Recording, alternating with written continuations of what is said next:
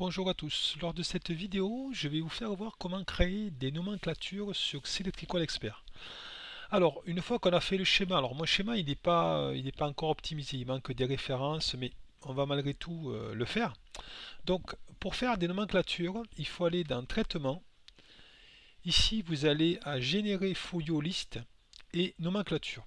Alors, il y a plusieurs nomenclatures, on ne va pas toutes les voir, mais celle à titre personnel que j'utilise le plus, que je trouve la mieux, c'est celle-ci.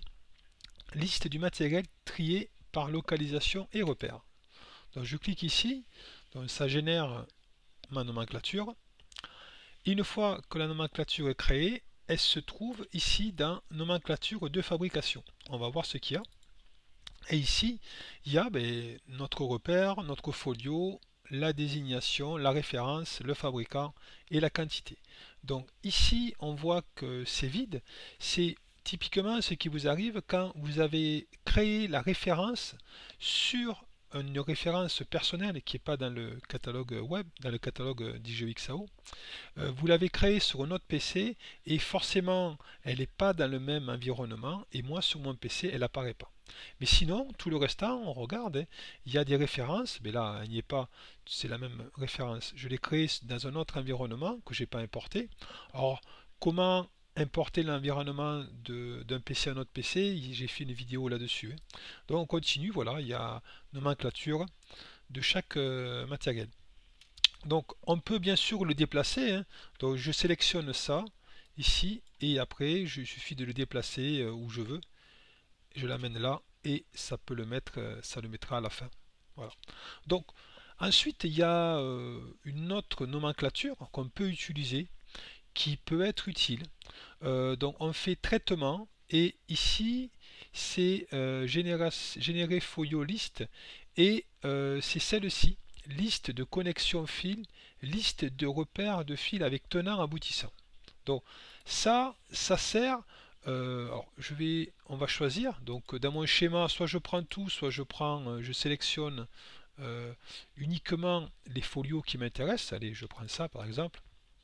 Je valide et ça va générer. On va voir des folios qui permettent. Ça sert en fait pour des personnes qui connaissent pas, qui sont pas forcément qui ne savent pas trop câbler, on va dire, qui ne savent pas lire un schéma, du moins, grâce à ça, on peut arriver à câbler. Je m'explique. Donc, par exemple, ici, je prends celui-là, 35, là, et je me mets là. Ici, je prends, qu'est-ce que je peux prendre? Allez, celui-là au hasard. Voilà, là.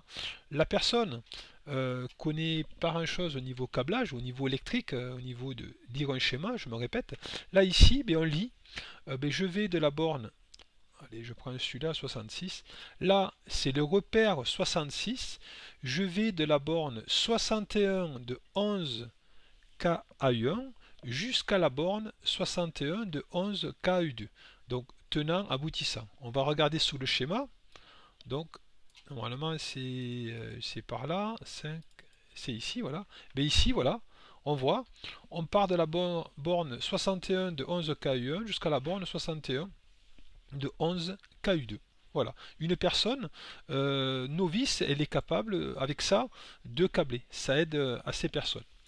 Donc, après, qu'est-ce qu'on peut voir d'autre je peux vous faire voir à la limite celui-là. Il y en a plein, hein, mais il y en a un qui est pas si mal. C'est ici, nomenclature, celui-ci.